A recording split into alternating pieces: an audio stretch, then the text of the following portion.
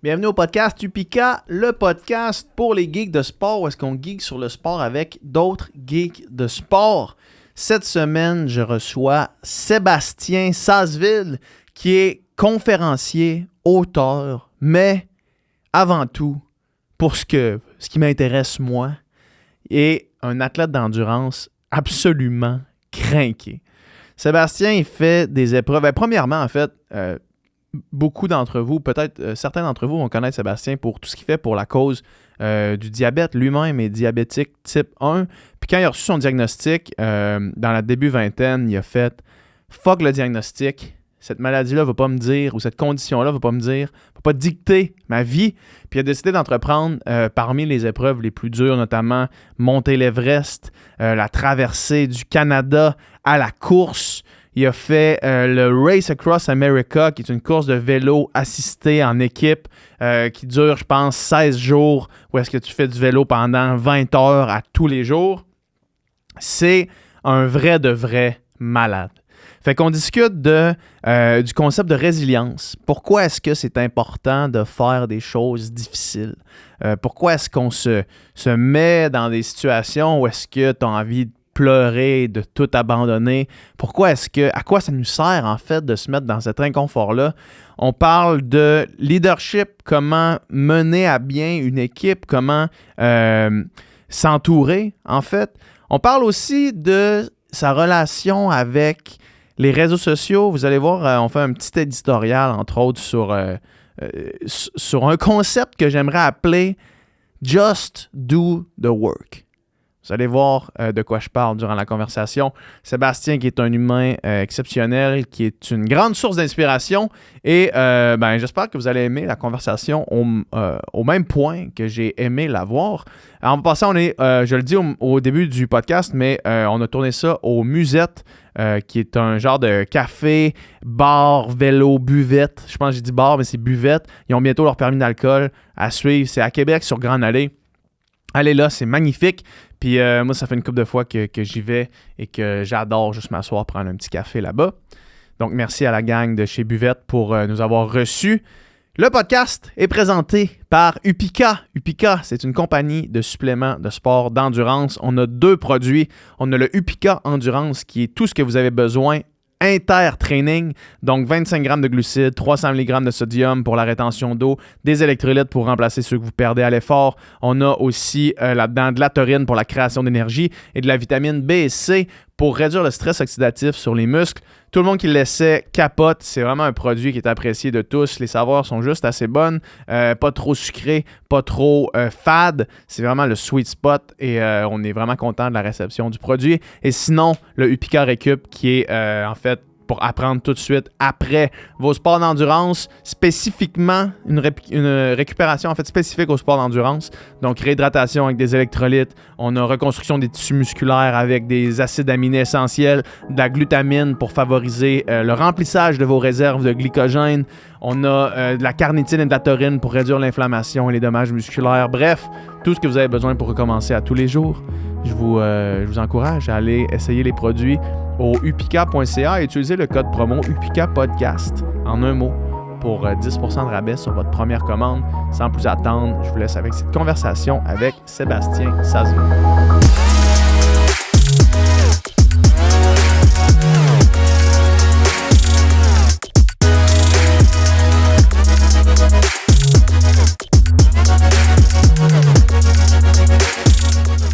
Cool, fait que merci d'être là. Ça fait plaisir. On est juste une petite mention parce que là, le monde va remarquer que c'est pas le décor habituel, comme s'il y avait un décor habituel, mais on est chez Musette, en fait, sur la Grande Allée à Québec, qui est une nouvelle boutique, vélo, café, buvette. Oui. Éventuellement, on m'a dit que le permis d'alcool s'en venait. Ça va être un game changer quand même.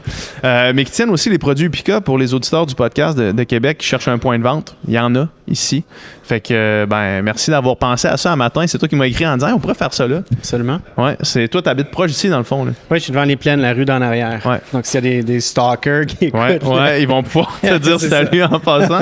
Mais c'est un beau spot quand même pour l'entraînement à Québec, là. Oui, c'est paradisiaque. Tu sors, t'es devant les plaines. Donc, ouais, puis tu descends vite en bas. Puis en bas, l'été, il y a façon d'avoir du fun. Ouais. À matin, j'ai passé l'avant-midi avec toi, évidemment, sans que tu le saches. Je suis allé faire les équerres en vélo à Stoneham, puis j'ai écouté des podcasts que tu faisais en préparation à notre conversation qu'on va avoir maintenant. Puis comme je te disais avant le podcast, moi, le Upika Podcast, c'est vraiment une entreprise égocentrique de moi vouloir m'améliorer. Puis il y avait plein de questions que j'avais, que je voulais te poser pour ma performance à moi, parmi les choses que tu disais sur les podcasts. Puis j'ai juste envie de commencer directement dans le vif du sujet sur la question de la résilience. Okay. Je te mets un petit peu en contexte. Comme je te disais aussi avant de tourner, j'ai fait le Bromont Ultra 80, que c'était mon premier ultra que je finissais. J'ai fait plusieurs DNF par le passé pour plein de raisons différentes. À chaque fois, j'avais un apprentissage, puis je revenais, puis là, j'ai terminé finalement le 80 km. Good. Mais à la fin, puis jusqu'à maintenant, ça fait 2 semaines de ça à peu près, je me disais, pourquoi? Pourquoi je suis en train de faire cette affaire-là qui est tellement difficile? Pourquoi je me mets dans cette chose-là? Puis ce matin, je t'entendais dire sur un podcast que c'est important de faire des choses difficiles. Ouais. Explique-moi ça. Ben, je suis content qu'on commence par ça, puis par la résilience. Puis comme je te le disais, tu sais, j'ai vu plein de professionnels de la santé venir sur ton podcast. Puis tu sais, moi, je suis juste un dude qui courait, qui fait du vélo maintenant. Tu sais, j'ai pas de formation spécifique. J'ai jamais gagné de course non plus. Tu sais, fait que j'ai jamais eu un message de performance non plus. Tout a toujours tourné autour du message, puis de la résilience, puis de à quoi ça sert. Pourquoi c'est important de faire des choses difficiles? Écoute, c'est même pas un message que j'avais il y a 5 ans, il y a 10 ans, il y a 20 ans. Tu sais, c'est comme, ça fait plusieurs années que je fais ça. Puis là, c'est comme la pensée du moment, puis l'apprentissage du moment, parce qu'il y a justement les 20 dernières années en arrière. Puis ce que j'ai réalisé, c'est que toute ma vie, j'ai choisi de faire des choses difficiles. Il y a plein de gens qui pensent que mon parcours, c'est un parcours de surmonter des obstacles. Mon parcours, ça a toujours été choisir. Ça, j'adore cette nuance-là. Aussi, tu l'avais mentionné dans un autre podcast que j'écoutais. Il y a l'importance des mots dans ça. Oui. Tout à fait. Fait que pourquoi c'est important de faire des choses difficiles? Puis c'est pas juste de faire des choses difficiles, c'est d'arrêter de penser succès ou échec. Moi, c'est vraiment... Parce que j'ai jamais gagné de course. Fait que, tu sais, pour moi, c'est pas tant l'expérience, mais où est-ce que ça va mener? Donc, moi, j'ai eu des échecs dans ma vie qui ont mené à des super succès après. Puis quand tu as l'échec, là, comme... C'est pas vrai que c'est le fun, là. On pense souvent d'apprendre de l'échec, puis de toute la... Comme, pendant, c'est pas le fun. Ouais. That's it. Ouais. Mais, fait que des fois, c'est pas tant le outcome, mais à quoi ça mène. Là. Puis, toutes les choses difficiles que j'ai faites, pour moi, ça a amené à la croyance que je pense... La croyance que j'ai au niveau de ce qui est possible, ça a vraiment grossi. Mm-hmm. Tu sais, un apprentissage hyper récent, tu sais, avant la Race Across America, la plus longue ride que j'avais faite, c'était 400, l'entraînement, puis le Race Across America, 550 des journées, puis là, récemment, le défi Bonneville. Fait que ce que je voulais tester, tu sais, j'ai fait le 800 km, on était 2. Salutations à Félix, d'ailleurs, que l'autre qui a terminé, super athlète. Ce que je voulais tester, c'est est-ce que ça va tenir 800 d'un coup? Puis ça a tenu, puis ça a pris 34 heures. Donc... 34 heures 34 heures sans d'affilée interruption. sur le vélo, 800 kilos, 9000 mètres de dénivelé, c'est ça le gros défi. Ouais. Fait que là, je suis... C'était où, juste? Dans le coin de Tremblant. OK. Donc, mon point, c'est que là, je suis convaincu que 800, ça se peut, puis je suis convaincu que 1000 km d'un coup, ça se peut. Mm-hmm. Pourquoi c'est important de faire des choses difficiles?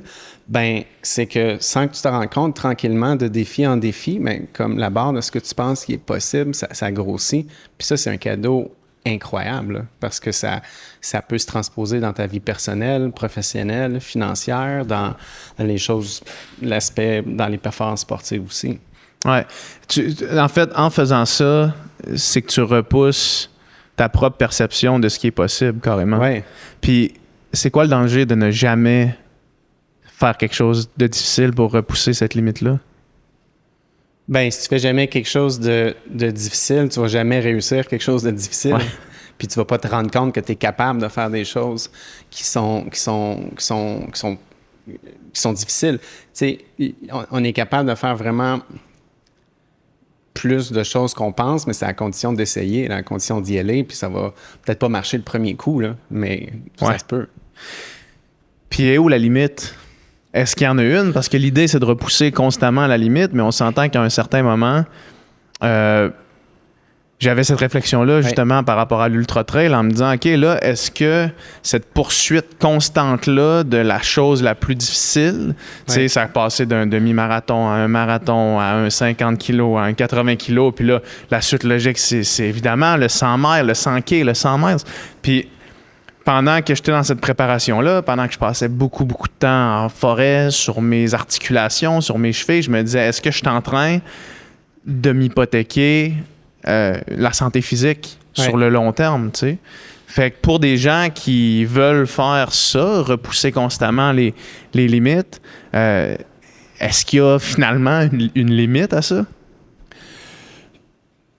Bien, c'est sûr que le corps a certaines limites, puis tout le monde a des potentiels à développer qui sont différents, puis la limite de un ne sera pas la limite de l'autre, ça, il faut en être conscient.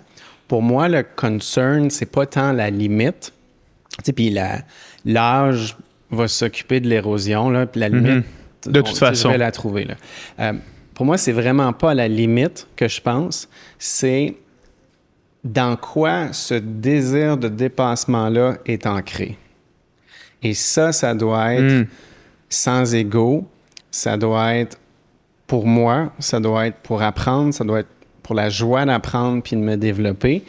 Puis ça, tu as ça même quand ça marche pas. Ouais. Donc, s'il y a une certaine de pureté dans l'intention, ça, c'est en dedans. Tu peux en parler avec des beaux mots puis dire « moi, je veux apprendre ». Si ça ne résonne pas en dedans de toi, il y a juste à toi que tu peux pas mentir. Beaucoup de chance que tu apprennes si ça te tente pas. Oui, fait que ça. Si tu es ancré dans un désir de performance, puis que c'est alimenté par l'ego, puis que tu veux que les gens te voient, puis tu tout le temps, tu veux-tu juste poster des belles photos de ce que tu fais, ou serais-tu à l'aise de faire ton meilleur ultra à vie? Puis ne jamais en parler.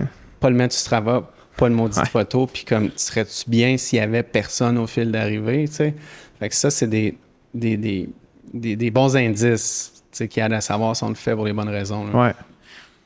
Quand j'ai traversé la ligne d'arrivée du 80 km, je me suis mis à pleurer comme un enfant d'école, comme un bébé. Là. Ouais. Puis, étant donné que le monde me connaisse un peu, les gens qui écoutent le podcast, ils m'interpellent dans des événements comme ça. Ouais.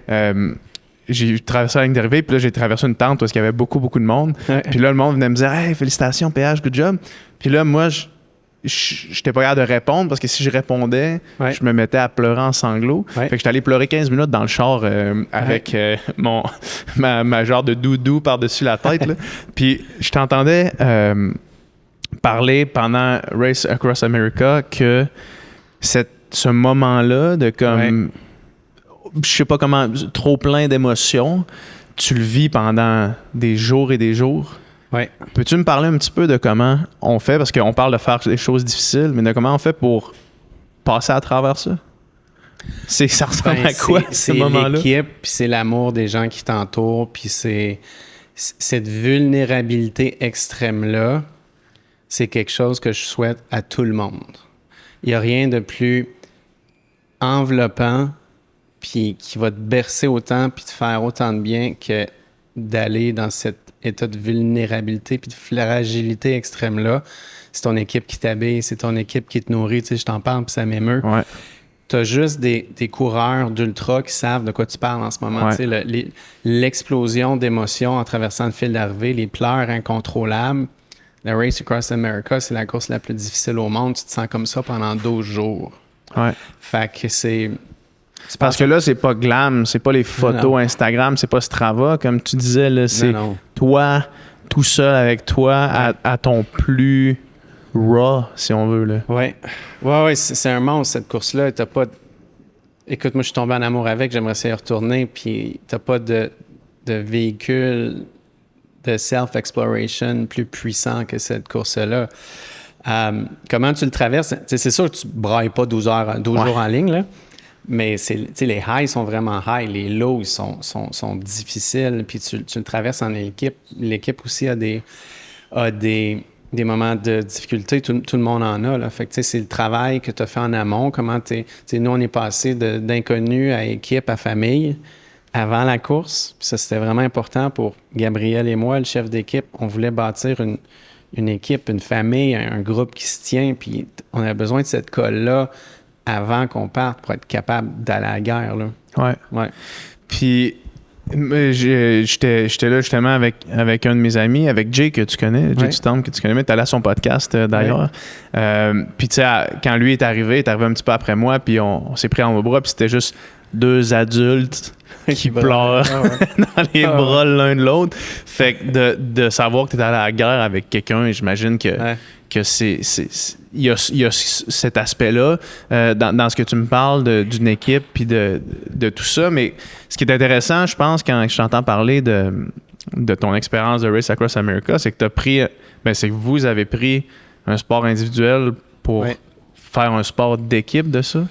Totalement. Puis je sais pas si c'est à cause que je suis pas bon, parce que je savais pas si j'étais de niveau Race Across America. Ouais. Fait que ce que j'ai toujours dit, moi, mon moteur, c'est mon équipe. Tu sais, quand on disait nos moments de performance, puis on s'est donné comme objectif Seb to bed, puis Seb to bike en 15 minutes. Tu sais, ma vitesse, c'était l'équipe. Du moment que tu sors de ton bike, tu vas te coucher, puis l'inverse quand tu sors. Exact. Parce que c'est des cycles de 20, 21, 22 heures.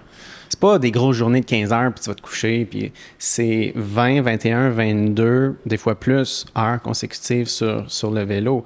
Fait que chaque minute d'arrêt est chronométrée. Fait que, besoin de l'équipe. Ouais, puis la préparation, moi, une affaire comme ça, tu sais, là, juste me préparer pour un marathon, c'est comme, OK, là, il faut que tu ailles, tu sais, il y a quand même la logistique à te préparer pour la nutrition puis toutes ces affaires-là. Toi, il y a un autre aspect qui est le diabète qui rend ça encore plus grand. Il y a plusieurs questions avec lesquelles je m'en vais. Je vais essayer de rapetisser ça en une, là, parce que j'ai encore toutes tes conversations fraîches dans ma mémoire. Dans ces sports-là, la nutrition est un aspect capital, même pour quelqu'un qui ne fait pas de diabète. Ouais. Le diabète met une bonne wrench dans les gears, là, si on veut. Comment tu planifies ça, une course comme ça, niveau nutrition, tu t'enlignes pour 12 jours? Ben, la première chose que je fais, c'est que je ne prends pas compte du diabète. Parce que comme tu l'as dit, c'est avec ou sans diabète, la nutrition, c'est le nerf de la guerre. Ouais. Donc, tu sais, je veux dire, la course, ça dure 12 jours, puis tes glycogènes sont vides en 90 minutes. Là. Ouais. Fait il faut que tu bâtisses une stratégie de nutrition en premier. Le petit spaghette la veille, ça ne fonctionnera pas. Ça ne sera pas suffisant. Ça prend, mais ça va prendre d'autres choses. Tu sais, pendant la Race Across America, j'étais à 50, 75, 100 grammes de glucides à l'heure. Ouais. On ajoute de l'huile dans mes gourdes, tu sais, tout le kit. Ah ouais, hein? Le MCT oil, fait que j'étais à 2,5 kg de glucose par jour pendant 12 jours. Des fois, tu n'as pas le goût de manger, mais il faut que tu manges. Fait que tu as l'élaboration de la stratégie. Ça prend de la protéine, aussi, du gras, tout le kit. Ensuite de ça, du point de vue diabète de type 1, ben là, il faut que je construise la stratégie d'injection qui va venir supporter l'absorption de cette stratégie de nutrition-là. Puis souvent, c'est une erreur que plein de diabétiques de type 1 font. La peur de l'hypoglycémie qui guide toute leur nutrition, fait qu'ils gèrent leur glycémie au lieu de gérer leur énergie. Ouais. Tu gères ton apport nutritif en premier, ensuite tu dessines la stratégie d'insuline puis d'injection après. Ouais. C'est quand même assez incroyable. Tu sais, moi, des hauts et des bas dans des épreuves d'endurance, à cause de la nutrition, j'en ai vécu plus qu'à mon tour, là, tu sais. Puis quand tu te rentres dans un creux, c'est un creux pour vrai. Quand tu bunkes, là, tu sais, à cause que tu n'as pas eu un apport assez important, puis je peux même pas imaginer la logistique, en fait, derrière avoir à gérer tout ça. Ah, tu sais, puis cognitivement, moi, je débarque à un moment donné, rapidement, ça peut être 3-4 jours. Fait que là, c'est l'équipe qui prend qui prend en charge la gestion du diabète, puis en plus de la nutrition. Donc, eux, il faut qu'ils soient prêts, il faut qu'ils soient éduqués, il faut qu'on ait les bons outils. Maintenant, eux sont capables de suivre ma glycémie en temps réel sur leur cellulaire parce que les dispositifs que j'utilise leur parlent. Cela étant dit, le diabète, puis il y a plein de moments où ça va bien, Mais il y a des moments où ma glycémie est trop haute et trop basse, c'est un gros impact sur la performance. Moi, je le dis sans gêne ni frustration même, je suis super zen avec ça. Le diabète, c'est la chose qui m'a ralenti le plus pendant la Race Across America. C'est une couche de complexité additionnelle gigantesque. C'est sûr. Puis là, tu te bats contre les gars les plus tough au monde. Qu'eux autres, ils n'ont pas à gérer. Ils n'ont pas ça à gérer. Non, eux, ça les stresse pas faire 500 kilos par jour, 12 jours d'affilée. Ouais. Fait que, tu sais, à un moment donné, mon coach m'avait dit, il n'y a personne là qui est capable de faire presque personne capable de faire ce que tu fais au monde. Mais je suis comme, ouais, mais les 20 autres sont là. Ouais. Fait que. Ouais, c'est ça. C'est ça. Même s'il y en a juste 20, ils sont là, eux autres, là. Fait que. Puis je suis super zen avec ça parce que moi, la vie m'a donné ça. Je suis hyper fier d'avoir monté mes performances à un niveau honorable. Tu sais, je suis pas un médailleur olympique, puis je suis pas un athlète professionnel. Moi, je suis un gars de projet, puis j'ai fait des grosses courses d'endurance, des gros projets d'endurance. Mais puis ça me ralentit, mais ça me permet d'aider, d'avoir un message. Ben oui, exact, c'est ça. Du bien du monde. C'est ça, parce que moi, je peux imaginer, mettons, quelqu'un qui a le diagnostic de diabète de type 1, qui pense que ça ne sera jamais pour lui, là, des épreuves d'endurance, d'ultra, des affaires comme ça, puis qui te voit toi, puis qui fait, hey, genre, OK, non, là, si ça se peut, ben, mon objectif à moi se peut aussi, là. Oui, totalement. Et j'ai fait un post, ça fait une dizaine de jours, tu sais, je pensais que ça intéresserait personne, puis c'était genre la glycémie, la stratégie de la glycémie pendant justement le défi Bonneville, là, le 34 heures en continu. Puis j'ai même pas posté une belle photo, là. C'est un graphique de glycémie, là, puis ça a été un des posts avec le plus d'engagement parce que c'est les gens avec le diabète là, qui réagissent, qui lisent le post de 2 pages, qui décortiquent les chiffres. Oui, parce que moi, ça me dirait pas grand-chose si tu n'as jamais trempé dans ces chiffres-là. Fait que malheureusement, il y a de plus en plus de diabétiques de type 1. Puis il n'y a pas assez d'outils encore pour gérer la maladie dans un contexte de sport. Il y en a de plus en plus. Est-ce que c'est juste de plus en plus répertorié ou il y en a juste de plus en plus? Il y en a de plus en plus. Qu'est-ce qui explique ça? C'est une super bonne question. Je suis pas sûr qu'on a une réponse pour ça. Et c'est pas que c'était pas répertorié avant, c'est que si tu n'es pas traité, tu meurs. Ouais, c'est ça. Puis moi, j'ai été diagnostiqué à 22 ans. C'est pas que je l'avais sans le savoir, c'est que je le suis devenu à 22 ans. Ça se développe, c'est en toi que ça se développe éventuellement. Il faut que tu sois porteur du gène. Ouais. Ensuite de ça, c'est une maladie auto-immune. Donc, c'est ton propre système immunitaire qui perd la carte, détruit les cellules bêta dans le pancréas qui produisent l'insuline. Puis, entre 3 et 6 mois, tu deviens diabétique de type 1. Mm-hmm. Fait que j'imagine que le fait que maintenant, il y ait plusieurs outils facilitants fait que le monde... survivre au diabète, là, dans le fond. Oui, tu peux... Il n'y a plus d'excuses. C'est ça. Fait que les outils que j'utilise en ce moment, on pourrait comparer à il y a 100 ans, c'était un diagnostic, tu mourais, là. Ouais. Il n'y avait rien. Quand j'ai été diagnostiqué il y a 21 ans, ben on pensait à les outils qu'on utilise aujourd'hui en se disant ça n'arrivera jamais, là, c'est la science-fiction. Je vais avoir ma glycémie en temps réel sur ma montre sans me piquer. On riait quand on définissait ce qu'on utilise aujourd'hui en riant en se disant ça va être impossible. Donc oui, les outils sont là. Tu regardes la qualité du contrôle, les outcomes, est-ce que les gens sont mieux contrôlés, puis ça n'a vraiment pas suivi la courbe technologique. Donc, tu as tous les outils pour être contrôlés parfaitement, mais les gens sont encore mal contrôlés. Fait que moi, ça me pointe directement vers...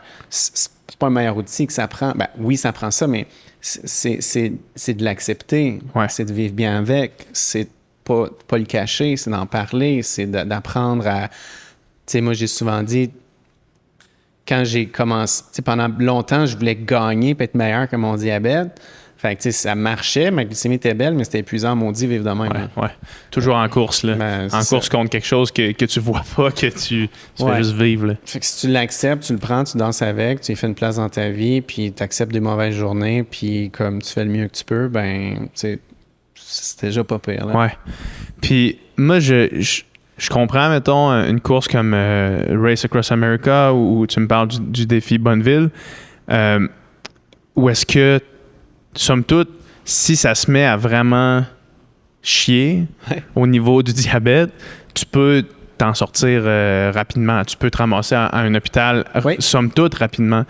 Mais quand je pense à ton défi de l'Everest, on dirait que là, on dirait qu'il y a un aspect vraiment danger supplémentaire. Là. Oui. Est-ce que je me trompe? Non, c'est sûr que... Parce qu'à un moment donné, tu peux pas être rapatrié vite. Là. Non. Si ça se met à chier, t'es pogné là. Ça se met à chier, ça chie. Ouais. Il y avait une partie de risque. Je me souviens qu'on planifiait... j'ai pas vraiment grimpé dans les 10 dernières années, mais pendant 10-12 ans, j'ai fait que ça. Puis c'est par accident que j'ai arrêté, mais... on a passé des années à planifier la stratégie. Tu veux dire par accident, parce que la vie a fait ça ou t'as eu un accident? Ah, j'ai pas eu, non, la vie a fait ça. La vie a fait ça, c'était un hasard, là. Ouais, totalement. J'ai eu d'autres passions, fait que j'ai dit, je vais faire du Ironman pendant un an, puis finalement... Un bel accident. J'ai jamais regrimpé. Mais ouais, on était prêt pour à peu près tous les scénarios possibles, mais il restait quand même des scénarios où on disait, ben si ça arrive, ben c'est comme... Ouais. C'est ça. Ouais. Au niveau du... C'était jamais un sweet spot, on dirait, de se dire, écoute, man, si ça arrive, ça va arriver. Non, c'est pas idéal. J'étais plus à l'aise avec ça quand j'étais plus jeune. Mais tu sais, il n'y avait pas beaucoup de scénarios comme ça. Puis on avait un chef d'expédition extraordinaire qui n'aurait jamais permis qu'on se rende là. Je comprends. Très conservateur. Tu sais, la raison pour laquelle les gens ne reviennent pas à la maison là, sur le Mont Everest, c'est pas qu'ils n'ont pas de plan, c'est que tu refuses de changer de plan quand ça change autour de toi. Puis, ce qui se passe, là, c'est que si tu attends d'être dans la grosse merde pour virer de bord, il est trop tard. Il est trop tard, exact. Donc, mais le problème, c'est que ça attire un certain type de personnalité. Tu fais ça parce que c'est dur. Ensuite de ça t'a pris des années de financer. C'est 3 mois. Pas sûr que si tu n'atteins pas le sommet, tu n'es pas remboursé. Là. Ouais. Ensuite de ça, ton boss va-tu te laisser 3 mois de congé l'année d'après? Fait que tout ça fait que tu as l'impression que tu as juste one shot. Et tu es allé là parce que tu veux faire quelque chose de difficile, faire full loop. Ouais. Fait que là, tu me dis qu'en ce moment, tout va bien, mais on va virer de bord juste pour être sûr. Parce qu'il y a un nuage qui arrive. Là. Bon, fait que personne ne veut faire ça. Ouais. C'est pour ça que la majorité des accidents sur cette montagne-là, il y a un aura particulier autour de cette montagne-là pour plein de bonnes et mauvaises raisons. Mais la majorité des décès pourraient être évités. Ouais, c'est ça. Plus vraiment de raison de mourir sur l'Everest, dans le fond. Là. Ouais. Plus maintenant. Là. Surtout quand tu vois, moi, j'avais vu un documentaire sur les 2 premiers qui l'avaient monté, puis comme le code qu'ils ont, c'est ridicule. Là. C'est un petit jacket de cuir, là, de rien. Ils ont juste monté là parce qu'ils ont eu une sacrée belle journée, puis ça a comme bien été. Là, ouais. Non, en plus, la lecture de météo qu'on est capable de faire maintenant, l'équipement, les avancées de technologie dans les masques qui livrent l'oxygène un peu plus loin, il y a moins de pertes, c'est bon, tout. Un faible risque quand même. Oui, c'est sûr. Parce qu'il y a tout ce que tu ne contrôles pas. Tu as eu plusieurs tragédies dans les dernières années sur l'Everest, des avalanches, des questions de météo, de tremblements de terre. Quand on pensait que le camp de base, ça faisait 50 ans qu'on pensait que le camp de base était intouchable. Ben, c'est ça. Là, il y a eu un tremblement de terre qui arrive une fois dans 100 ans, puis comme tout a décroché, puis le camp de base s'est fait ramasser. Là. Ouais. Je veux qu'on revienne à ton 800 km de vélo. Comment tu te prépares à faire ça?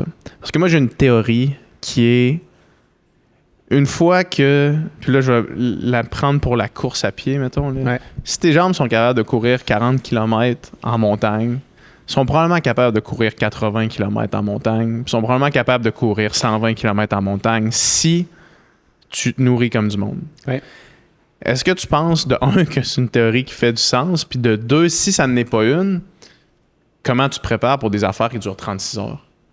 Ben, tu comprends-tu ce que je veux dire? Oui. Tu sais, si tu es capable de courir 40, ça veut dire que tu es capable de courir 60, mais peut-être pas 120.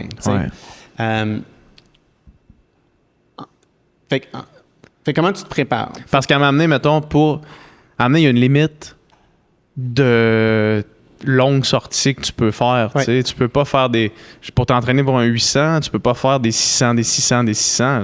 Ça marche pas, là, tu sais. Absolument. Puis il faut que tu arrives. Fait qu'il y a une zone que tu connais pas. Absolument. À cet égard-là, tu as absolument raison parce que si tu vas rouler 600 à l'entraînement, ben il y a un coût de récupération. Puis là, c'est combien de semaines d'hypothèque où tu pourrais te développer en puissance. Donc, dans le vélo, en endurance, tu travailles beaucoup plus en puissance que les gens suspectent. Puis vraiment tard dans ton process, tu ajoutes un petit peu d'endurance ou beaucoup.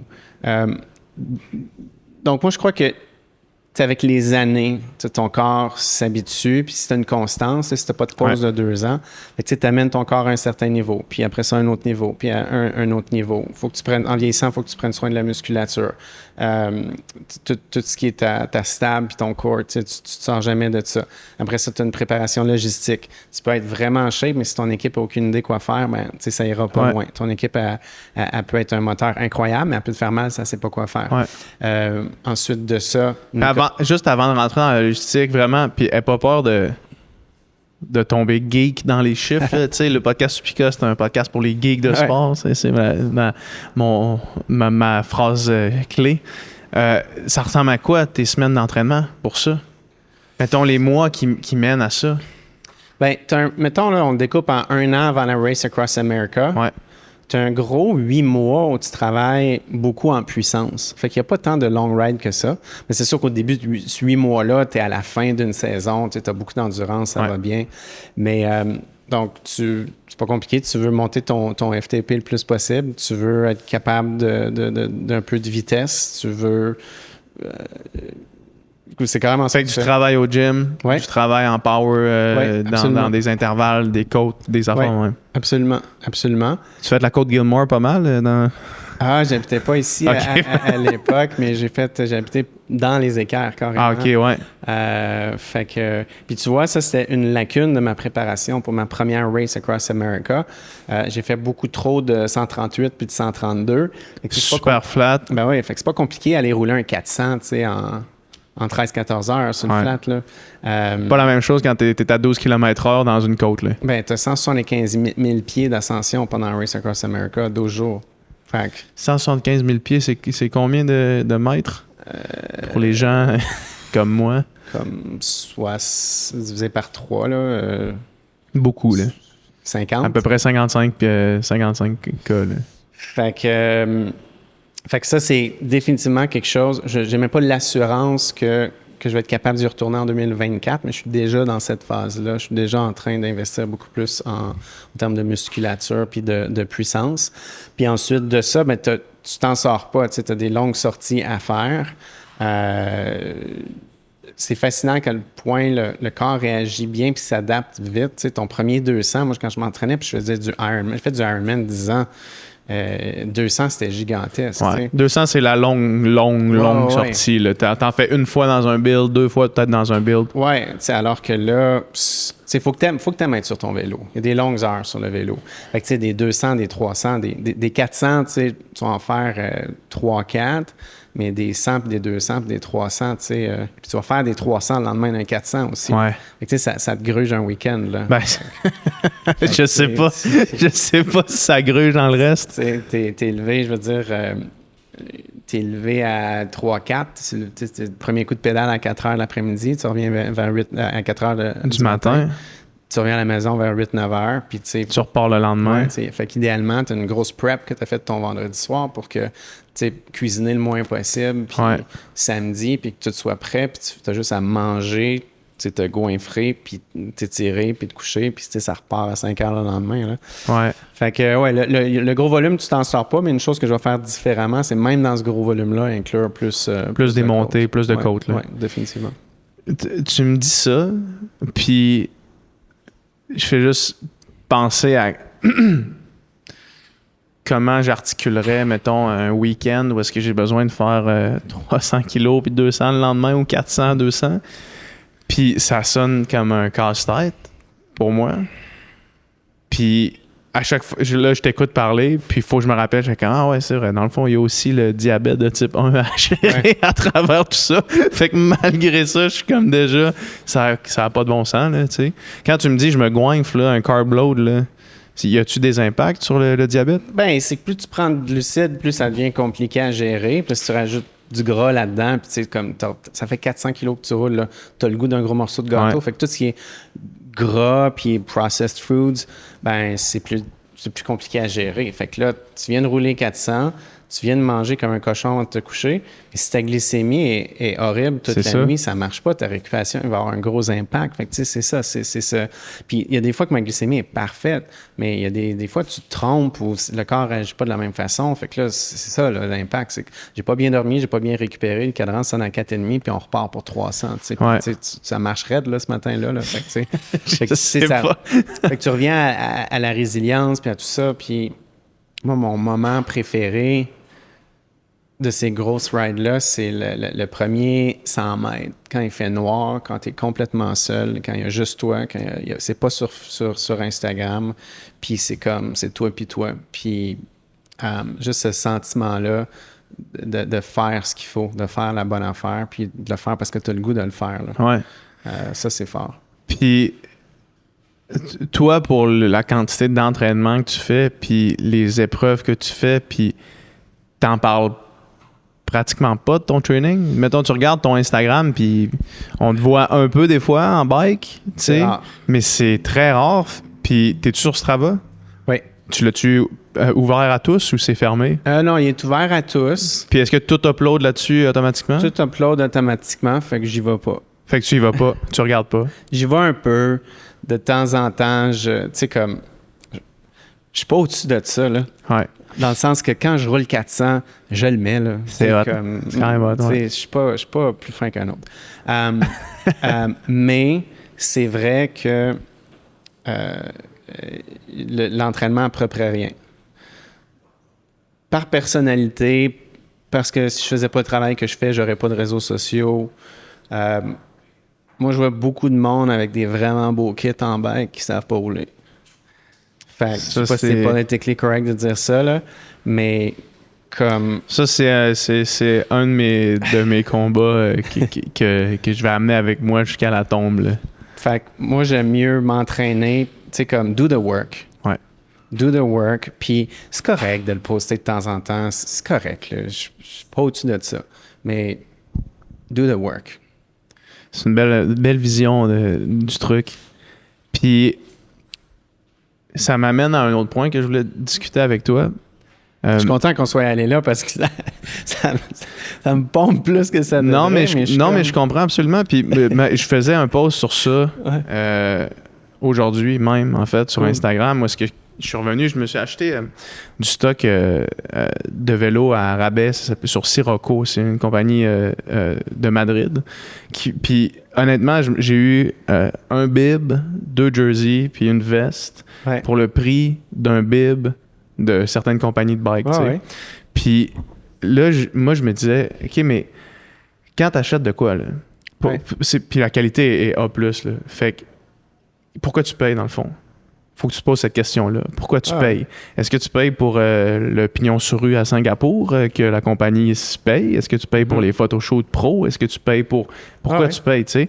Puis si la réponse, c'est pour fitter, c'est pas la bonne réponse. Je pense que c'est pas la bonne réponse. Oui, puis on encourage quand même les gens à venir chez Musette, s'acheter vraiment plein de beaux kits. Tout à fait. Hey, ceci étant dit, tout à fait, exact. Ceci étant dit, tu sais, just do the fucking work. Je comprends. That's it. Je comprends. Ce qui m'amène au point que je voulais aller aussi avec toi. Moi, dans les derniers temps, parce que j'ai une tribune, puis parce que j'ai une compagnie de suppléments de sport d'endurance, puis parce que, évidemment, quand je parle de sport d'endurance sur ma tribune, ben ça aide tout. Ça me fait plaisir aussi de le faire. Ça me fait plaisir d'interagir avec des gens qui trippent sur ça. Mais quand j'expose, du moins c'était mon expérience, quand j'exposais mes objectifs, puis j'amenais le monde avec moi, mettons, tu sais, je m'étais inscrit au 100 km du fjord du Saguenay. Puis là, c'était plus dans le plaisir que j'arrivais au 100 km du fjord du Saguenay. C'était plus dans le plaisir que j'amenais le monde avec moi courir. Puis là, pour le Bromont Ultra 80, j'en ai juste pas parlé. Ouais. Je l'ai annoncé à personne. Il y avait une de mes sœurs qui le savait, puis ma blonde. Puis sinon, personne n'était au courant. Aucun de mes abonnés. J'en avais parlé littéralement à personne. Puis comme de fait, ça a été la meilleure course de ma carrière d'ultra trail. J'imagine que c'est plurifactoriel, mais j'ai l'impression que ça, c'est un bon facteur. Ma question s'en vient. Parce que même si tu n'affiches pas ouvertement tes objectifs, tes objectifs, oui, mais ton chemin vers ces objectifs-là, quand tu fais des courses comme le Race Across America ou quand tu fais des trucs avec des visées, ramasser des fonds pour des fondations ou quoi que ce soit, il y a des gens qui dépendent de toi. Mm-hmm. Des gens qui dépendent de ta performance. Il y a des gens qui créent une pression externe à la propre pression que toi, tu te mets de réussir tes objectifs. Comment est-ce que tu vois ça? Puis comment est-ce que tu réussis à concilier ta recherche de l'objectif pour juste toi-même envers toi-même, puis aussi le regard des autres qui attendent un résultat de ton objectif? Moi, je pense qu'il n'y a personne qui dépend de mes performances. S'il y a quelqu'un qui sent qu'il dépend de mes performances, là, il devrait m'appeler, puis il va falloir qu'on jase. Vous allez avoir une discussion. Parce que je comprends pas. Avec les commanditaires, les organisations avec qui je travaille, tout a toujours été organisé autour du message, puis du why, puis à quoi ça sert. Fait que ça se peut qu'on mette la barre hyper haute pour une prochaine Race Across America. C'est clairement ça l'objectif. Ça se peut que je me blesse la semaine d'avant. Ça se peut que... C'est pas parce que j'ai fini la RAM que je vais la refinir. Ouais. Tout peut arriver. Il n'y a rien de garanti. C'est un monstre, cette affaire-là. Tu peux sauter après 5 jours, peut se passer n'importe quoi. Fait que moi, je suis vraiment en amour avec le chemin pour se rendre. Puis tu survis pas à ces affaires-là si t'aimes pas ça. Si t'es pas en amour avec le stock. Fait que tu sais, ce que tu as décrit, ton meilleur ultra, là, tu sais, il faut que tu t'amuses. Il faut... Moi, la team, les gens avec qui on a fait la Race Across America, c'est devenu une famille. T'es lié par ces aventures-là à vie. On a des choses pas racontables, des souvenirs que juste nous comprend. C'est ça qui me rend heureux. C'est ça que je veux refaire. C'est ça que je veux rebâtir. Tu sais, fait que si j'atteins pas l'objectif, si ma glycémie est tout croche pendant 2 semaines pour X raisons, ben comme on va en parler, puis on va dire ce qui s'est passé, puis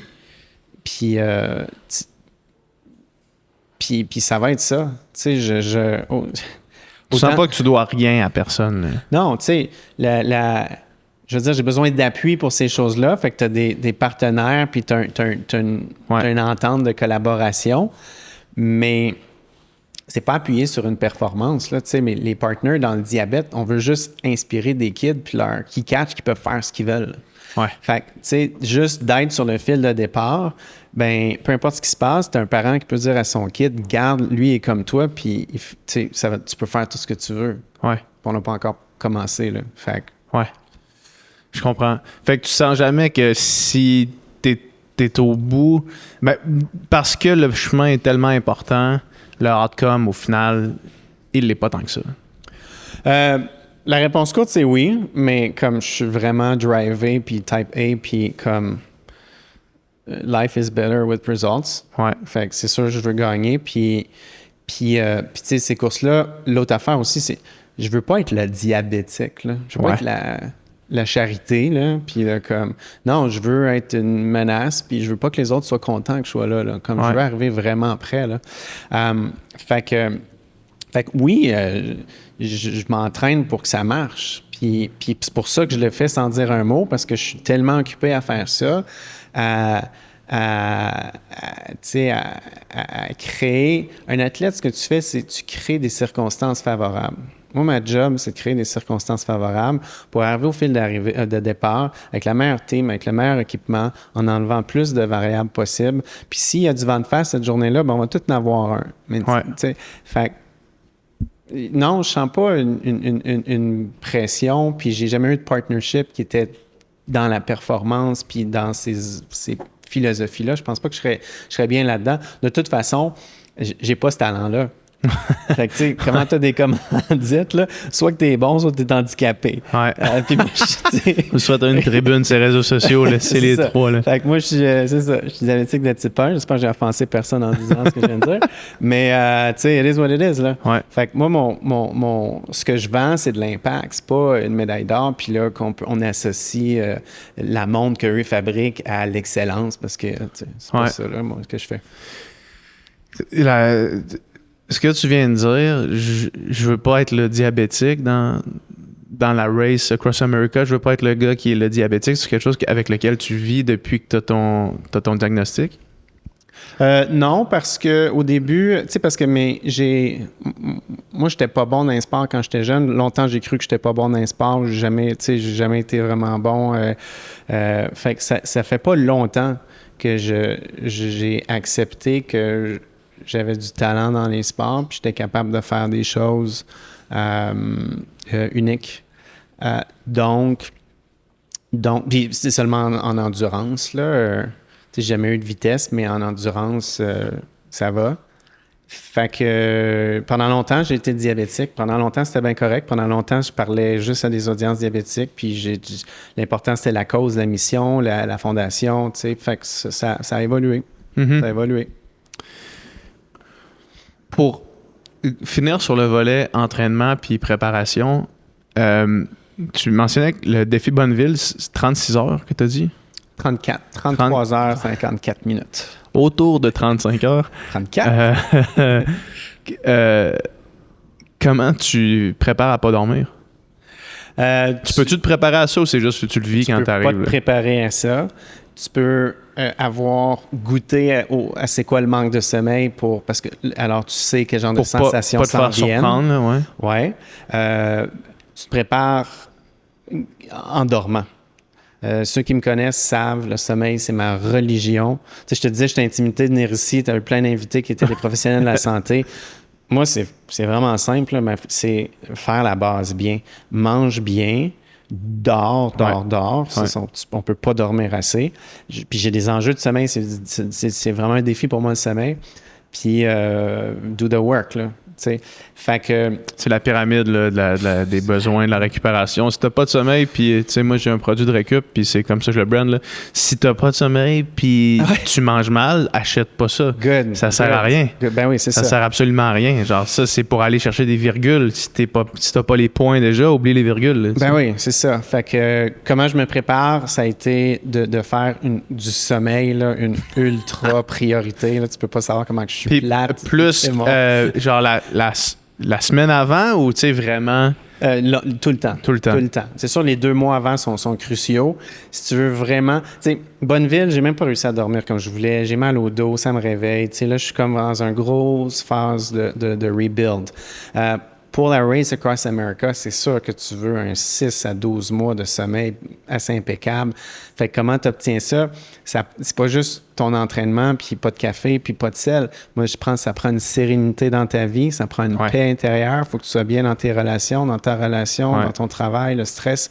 Fait que si t'as pas ça, c'est pas vrai là, que par magie, tu vas t'endormir. C'est pas vrai qu'à cause que tu achètes un matelas qui garde la température parfaite, tu vas t'endormir si tu as des enjeux financiers. Là. Non, fait que cette sérénité-là, dans ma vie, puis on pourrait faire des heures là-dessus, c'est une grosse partie de l'approche à ces gros défis-là. Ça, on n'en parle jamais, que si t'es pas heureux dans ta relation, ça va avoir un impact sur ton sport, mais moi, je suis convaincu que oui. Ben oui, ça, c'est sûr et certain. J'ai reçu un gars, il s'appelle Benoît Boulanger. Là, j'ai fait des shout-outs à tous les podcasts parce que c'était vraiment une mine d'or, le podcast avec lui. Puis lui, il dit un athlète heureux, c'est un athlète qui performe, là, carrément. Là. C'est sûr.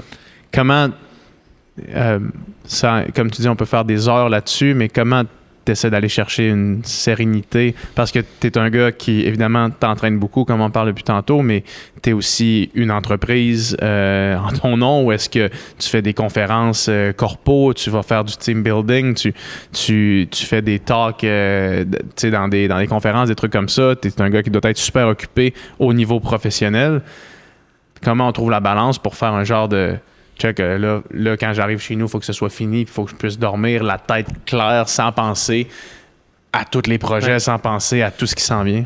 Puis la première chose que je réponds, c'est que faut pas que les gens pensent que je l'ai, cette balance-là. T'es pas Bouddha non, encore, là. Puis je pense qu'on travaille tous vers ça. Fait puis il y a des journées que je l'ai, puis il y a des journées que je l'ai pas. Puis j'espère qu'il y a plus de journées où je l'ai. C'est sûr que moi, je suis très sensible à ces choses-là, centré là-dessus. J'y dépense du temps et de l'énergie et des sous. C'est une priorité pour moi. Donc, c'est sûr que mon niveau d'équilibre puis de bonheur, ben pas de bonheur, mais de cette sérénité-là, vu que j'y porte attention, puis je la mesure, puis je fais un check, tu sais, plusieurs fois par jour, ben c'est sûr que j'ose croire que ça va être un petit peu plus élevé que la moyenne des ours. Mais moi, je pense que c'est juste de l'honnêteté envers toi-même. Genre, je l'ai dit tantôt, il y a une personne à qui tu peux pas mentir, c'est toi. Ouais. Fait en dedans, là. Mais c'est dur de bien se sonder quand même. Parce que c'est facile de taire l'intuition puis nos ressentis. C'est facile de ne pas les écouter, en fait, là. Ben, c'est ça, parce que je pense qu'on n'aime pas les réponses, des fois. Tu sais, t'es comme, dans le fond de toi, là, tu sais que t'es pas bien dans cette relation-là, ouais. Mais tu veux pas l'entendre. Même si ça vient de toi. Ouais, c'est ça. Tu veux pas l'entendre des autres, mais même toi, tu le sais, puis t'es celui qui le sait le plus, là. Mais tu le sens, là, tu le vois, là, c'est caché, tu sais, comme tu le sais que c'est là. Ouais. Puis t'es pas capable de l'entendre. Alors, c'est peut-être plus là l'entraînement, tu sais, si ça résonne pas, comme vas-y pas.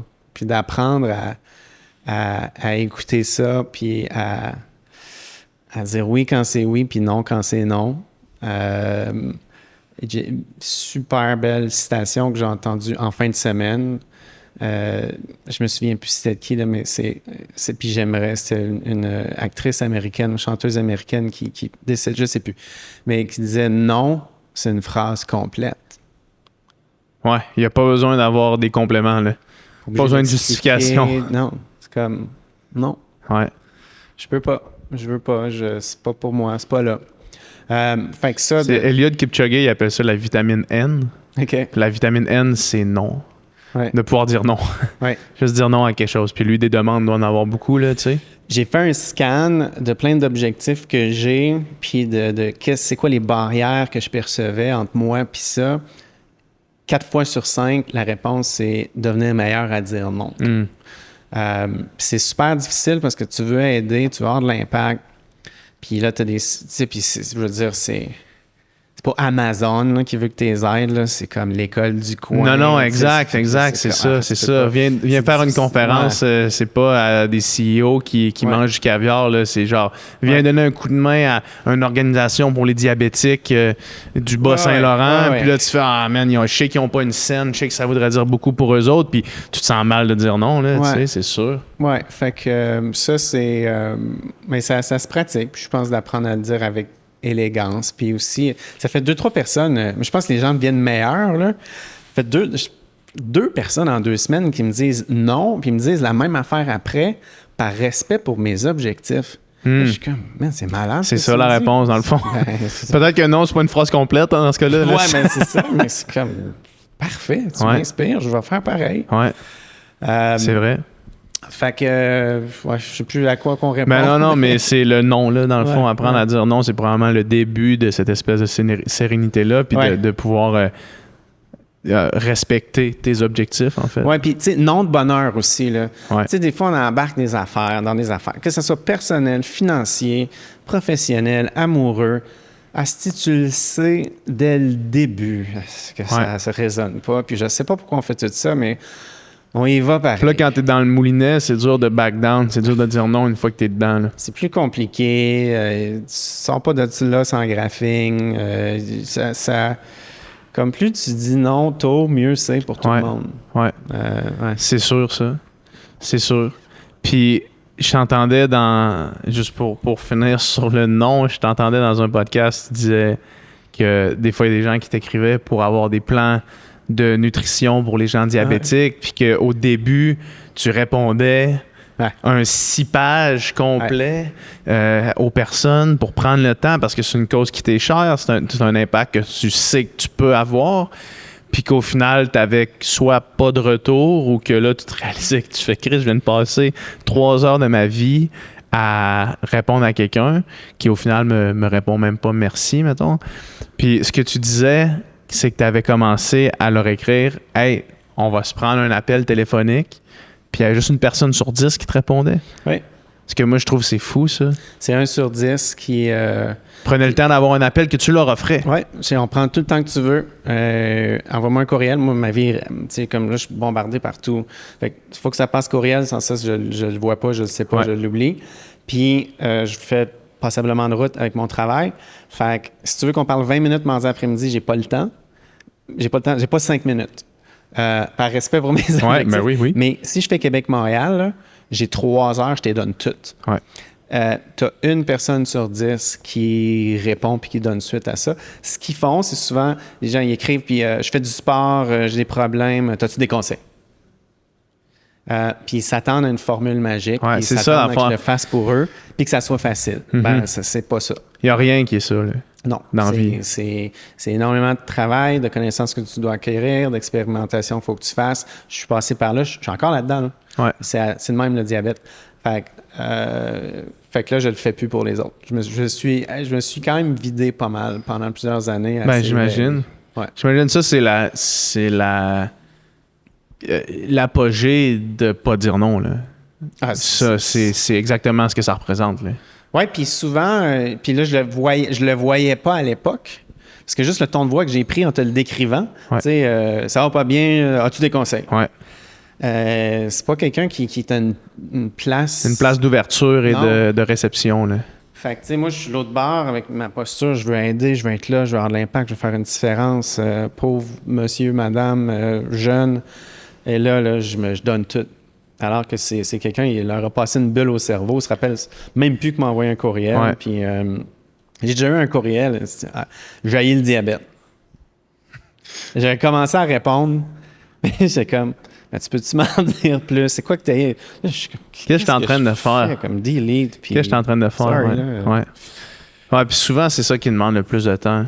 Pour avoir été exposé un petit peu au domaine public, le commentaire qui est comme pas réfléchi, qui a pris 5 secondes à écrire, c'est lui qui va te demander le plus de réflexion, puis c'est aussi lui qui va t'habiter le plus longtemps, puis qui va te faire comme chier dans ta vie, là. Ah ouais, alors que ton énergie ne devrait pas aller là. Tu sais, je m'étais quand même dit, OK, c'est un courriel de merde, mais clairement, il y a quelqu'un qui a besoin d'aide. Aussi, c'est ça. C'est comme ça que je m'étais convaincu, un peu passer par-dessus, puis essayer de faire quelque chose de bien.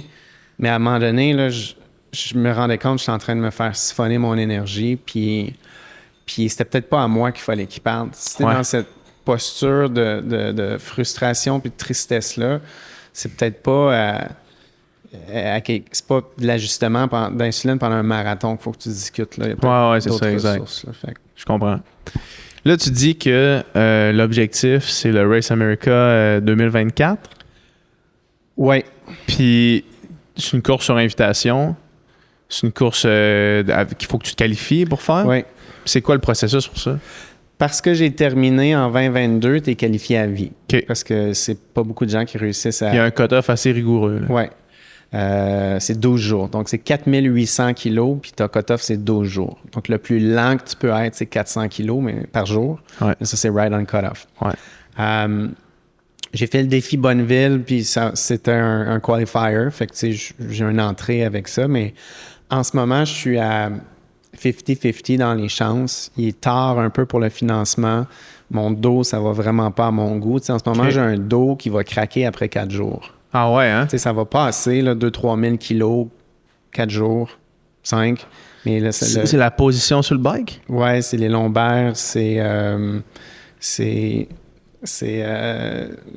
assez problématique, là. Ouais, ben j'imagine. Fait que c'est ça qu'il faut régler. Puis c'est qui est apparu comment? L'année après la Race Across America, je pense que j'ai mal planifié. Je parlais de ça avec Charles Castonguay que tu as reçu. Le geek des geeks. Ouais, non, c'est expert. Non, je l'adore. Ouais. Et clairement, là, l'erreur que j'ai faite, c'est que je voulais prendre un break mental, puis j'ai pas planifié ma descente de volume puis ma récupération. Puis je me suis juste dit, ça sera juste plus long à récupérer, mais c'est pas grave. Comme là, il faut que je prenne soin de ça, j'ai besoin de moins de rigueur. Fait qu'une coupure complète. Ouais, puis là, tous les bobos ont sorti. Tout lâche. Puis c'était pas juste la Race Across America, ça faisait un 7-8 ans de sport d'endurance très structuré, très discipliné. Les structures tenaient hyper bien. Tu sais, j'avais vraiment fait mes devoirs là, pendant 7 ans avec constance, là, pas d'arrêt de 2 mois l'hiver. Ouais. Fait que là, le corps a tellement changé structurellement rapidement, là, tu sais, en 3-4 mois après la Race Across America, que là, il n'y a plus rien qui sait où se placer. Là. Ouais. Fait que là, d'après toi, il y a 50% de chances que le dos ne revienne pas. Là. Qu'ils ne reviennent pas à mon goût, puis qu'ils ne reviennent pas. Tu sais, j'ai pas le goût d'aller à la Race Across America puis de faire un DNF que je sais que je vais faire. Là, que tu sais avant d'y aller que ça va arriver. C'est ça, là. Ouais. Fait que là, c'est quoi tu fais en ce moment pour essayer de voir ça? Beaucoup de stable, beaucoup de renforcissement des structures, la base, la grosse base que j'ai délaissée. C'est Charles qui fait ton programme? Oui, je travaille avec Charles. Toutes les chances de ton côté. Oui. Plus de muscu que l'année 2022, la RAM. Donc, on va voir. Mais tu sais, je respecte tellement cette course-là. C'est un monstre, là. C'est fou. C'est pas humain, là. Fait que, il faut que tu ailles prêt, là. Ouais. Je le demande vraiment pas en... Je vais juste poser ma question, dans le fond. Combien ça coûte faire ça? Avec une équipe, pour toute la logistique, pour que tout le monde soit là, pour t'assurer d'avoir à 100% de ton... Le gros minimum, s'intéresse des gens, planifier 50. Tu t'en sors pas en bas de 50 000. Ouais. Parce que t'as une équipe. Donc, le minimum que tu peux avoir dans ton équipe, c'est 6 personnes. Tu es obligé d'avoir 6 personnes. Tu es obligé d'avoir 2 véhicules. Donc, tu as 6 personnes à amener en Californie. Nous, on était 10. Puis, 6, c'est vraiment slim. Minimum. Ça te prend des guerriers là, si tu y vas à 6. Donc, tu as, mettons, 8, 9, 10 personnes. Peux-tu décortiquer, juste une mini parenthèse, les 10 personnes, le rôle de chacun? Nous, on avait quelqu'un qui est diabétique comme moi, donc on a notre expert en diabète qui savait manier ma pompe à insuline, bon, tout ça. C'était notre cook parce qu'on est 11, c'est une job à temps plein, nourrir. Puis de nuit... Puis t'es dans... Tu sais, c'est... Fait qu'il faut qu'elle prépare la nutrition pour le bike, pour 10 heures en ligne, puis les gens dans le char parce qu'il faut pas qu'ils arrêtent, tu sais, tout ça. Fait que c'est une job à temps plein de nourrir, puis la prep de bouffe pour le chase car. On avait un directeur sportif qui a pas sorti du véhicule, qui dormait dedans. Ça, c'est un guerrier. On avait notre chef d'équipe, on avait quelqu'un... Puis tout le monde est appelé à faire plus qu'une chose. Donc, oui, on avait quelqu'un réseaux sociaux. Oui, on avait notre bike tech. Oui, mais tout le monde doit être des conducteurs puis des navigateurs. Parce que puis on a 2 véhicules plus la roulotte. Donc, de nuit, tu es en mandatory direct follow. Fait que ils sont obligés d'être derrière toi. S'ils sont pas là, il faut que tu arrêtes. Là, tu as un conducteur, tu as un navigateur, puis tu as un directeur sportif. Eux font un shift de 8 heures. Après ça, ils sont brûlés. Donc, là, tu as 3 personnes qui sont off, qui s'en vont se coucher. Tu as une nouvelle équipe qui Ils vont se coucher dans un hôtel? Dans un hôtel, dans la roulotte, tout le kit. Mais là, ils sont en congé, disons, 12 heures. Sur ce 12 heures-là, moi, malheureusement, j'ai pas de congé. Pendant ce 12 heures-là, j'avance de 400-500 kilos. Malheureusement, j'ai pas de congé. Quand eux, ils se réveillent dans leur sieste de 7 heures, il faut qu'ils roulent 450 kilos pour aller au prochain point d'échange. Ouais. Tout le monde a des jobs à faire. Fait que tu sais, il n'y a personne qui chôme. Puis tu as le lavage, ces affaires-là. Tu as la logistique. Fait que ça te prend des véhicules. Un minimum de 6 personnes. Ouais. Puis globalement, 50 000. 50, c'est ton gros minimum. 50, t'as pas quelqu'un qui prend des photos. T'as pas la crew réseaux sociaux. Là. Ouais, puis t'as peut-être pas tout l'équipement de vélo que tu veux. T'as pas nécessairement les véhicules. T'as probablement pas de roulotte. Fait que le surplus, c'est pas juste pour flasher sur Insta. Non. C'est vraiment tes bare minimum en termes d'équipement, de logistique, de véhicules. puis de staff. Ça peut valoir cher à quelqu'un qui a bien dormi. Ben oui. Puis c'est ça, fait que le nerf de la guerre, c'est le financement aussi avant d'aller là, parce que le monde ne sort pas ça de leur poche. Là. Non, moi, j'ai certainement pas ces moyens-là, donc il faut que tu réussisses à le financer, ça, c'est certain. Ouais, on dirait que c'est tellement énorme, mais en même temps, je peux comprendre pourquoi il y a l'attrait d'y retourner. Puis, si tu y retournes, c'est quoi tes majeurs apprentissages que tu ferais différemment de la première année? C'est assez simple, puis c'est noir sur blanc. À l'entraînement, beaucoup plus de muscu, beaucoup plus de côtes. Ensuite de ça, la stratégie du sommeil. Je dormais de jour pour éviter les chaleurs, alors que je me battais pour rester éveillé la nuit. Donc là, on va transférer le sommeil la nuit, probablement à partir de 1h du matin. C'est là qu'il y avait les gros défis. Donc, dormir entre 1 et 3. Sauf que le soleil se lève, les lumières rallument, puis aucun problème.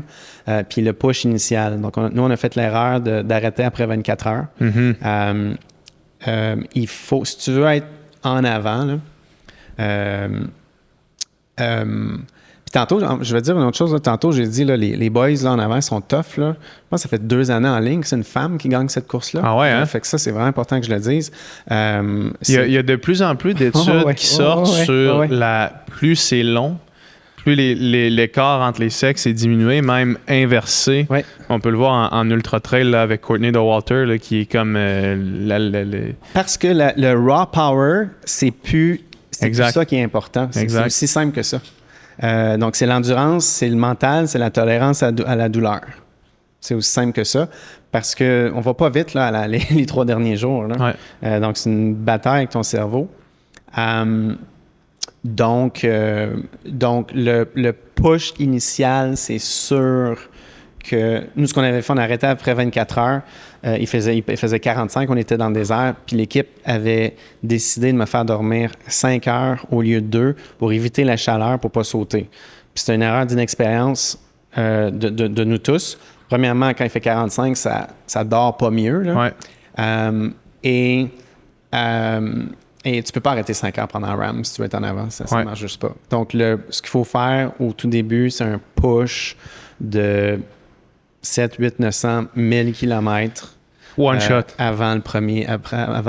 C'est sûr que l'objectif, c'est 1000 km avant le premier dodo. Ça, c'est sûr. Hey, tu pars avec ça, puis tu restes 10 jours après. Ouais, tu dors 2h30, puis tu repars pour un autre cycle de 600-700.